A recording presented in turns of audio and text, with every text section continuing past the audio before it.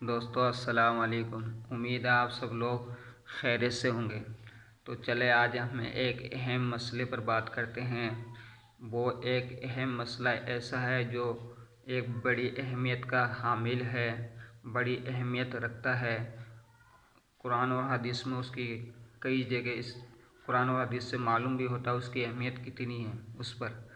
تو 2 دن سے کیا ہے، میں شارٹ ویڈیو کی طرف چلا گیا اور اس کے اندر اپنے چینل کے اوپر سبسکرائبر بھی دیکھے، ویورز بھی دیکھے، پر اس کے اندر وہ مزہ اور وہ لذت نہیں ہے جو دین کی بات، کیونکہ وہاں میوزک لگایا اور ڈال دیا چلا گیا، اس سے کوئی فائدہ نہیں۔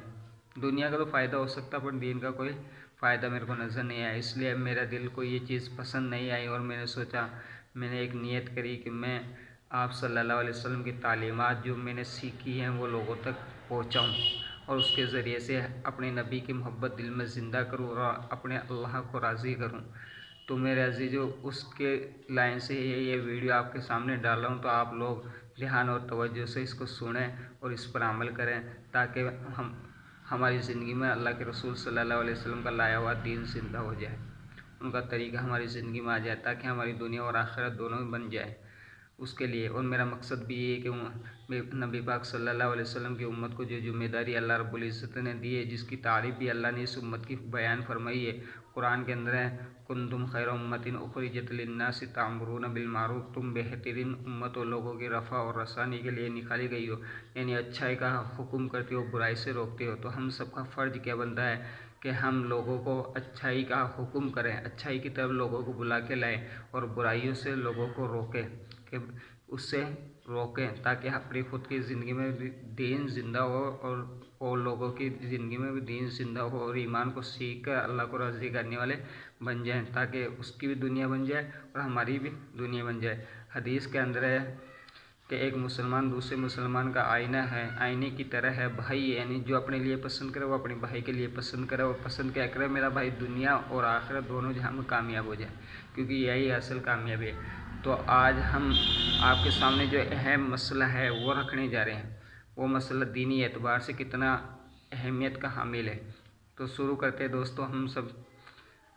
دیکھو، آج آپ کو جو بتا رہا ہوں وہ پاکیزگی اور طہارت کے اوپر بتا رہا ہوں۔ پاکیزگی اور طہارت کی کیسی اہمیت ہے اسلام کے اندر۔ پاکیزگی اور طہارت کی حیثیت یہی نہیں کہ قرآن کی تلاوت کے لیے یا نماز کے لیے، ایک طواف کعبہ کے لیے لازمی شرط ہے، بلکہ قرآن اور حدیث سے معلوم ہوتا ہے کہ دین کے اندر طہارت اور پاکیزگی کا ایک اہم شعبہ بھی ہے۔ کیا؟ ایک اہم شعبہ بھی ہے، یہ بہت بڑا شعبہ ہے، یہ لازمی شرط ہے۔ ان چیزوں کو تو ہم کر ہی نہیں سکتے بغیر پاک ہوئے ہوئے۔ کیا پاک نہیں ہوں گے تو نماز اور ہی نہ تلاوت کر سکتے۔ پر دین کے اندر بھی ایک اہم شعبہ ہے پاک صاحب کا، یہاں تک بھی کہ ایمان کا اہم شعبہ ہے پاکیزگی۔ قرآن کی ایک آیت ہے جس کے اندر میں آپ کے سامنے اس کو بیان کرتا ہوں، ان اللہ یحب التوابین و یحب المتطہرین۔ اللہ توبہ کرنے والے جو لوگ ہیں ان سے محبت کرتا ہے، اور جو بندے پاک صاف رہتے ہیں اللہ ان کو محبوب رکھتا ہے۔ کیا؟ ان کو محبوب رکھتا ہے۔ اسی طرح قرآن کے اندر اللہ نے کن کی تعریف بیان فرمائی؟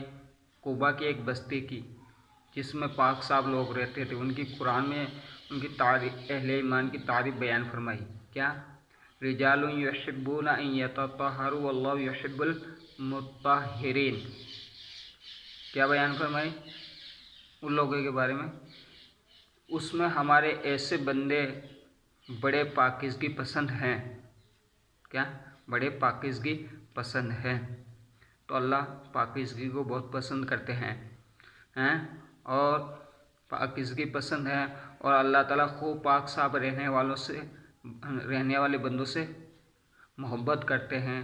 ان 2 آیتوں سے ہم کو پتہ لگتا ہے پاک صاف رہنا اور پاکیزگی اختیار کرنا کتنی اہمیت کا حامل ہے، اور کتنا اپنا جو زندگی کا ایک اہم مقصد ہے وہ ہماری زندگی سے کیسے نکل گا، اس کی طرف ہم کیسے آئیں۔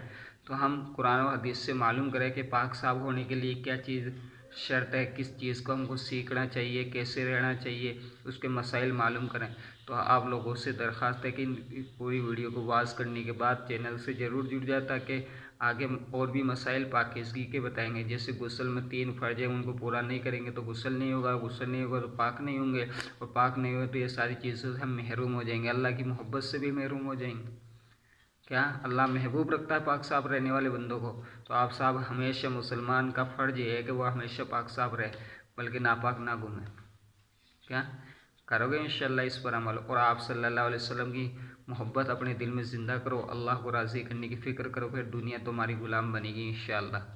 تو میرا مقصد یہ ہے کہ ایک ایک امتی دنیا اور آخرت دونوں جہاں میں کامیاب ہو جائے، اور ہمارا مقصد یہ ہے کہ ہر ایک بچہ بڑا بوڑھا سب سیکھ کر نماز کو پڑھنے والا بن جائے، اور پاک صاف رہ کے اپنے نبی کا جو طریقہ وہ اختیار کر کے اپنے اللہ کو راضی کر لے۔ دوستو یہ مقصد ہے، اور کوئی کچھ کیا سوچ رہا ہے وہ اس کی الگ بات ہے۔ ہم تو صرف اس لیے نیت سے یہ ویڈیو ڈالتے ہیں تاکہ ہم نے جو سیکھا ہے وہ دوسروں تک پہنچا دے۔ یہ ہماری نبی کی فکر تھی۔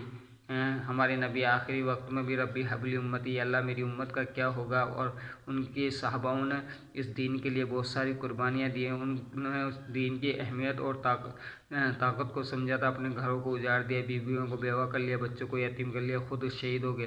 ہماری کوئی نہ اس میں وقت لگا نہ کچھ لگا، ہم کو فری کے اندر ملا ہوا، اس لیے اس کی اہمیت اور اس کی طاقت ہمارے نزدیک نہیں ہے، ہمارے دلوں میں اللہ کے رسول کی وہ محبت نہیں ہے، زبانوں پر ہی کہتے ہیں ہم۔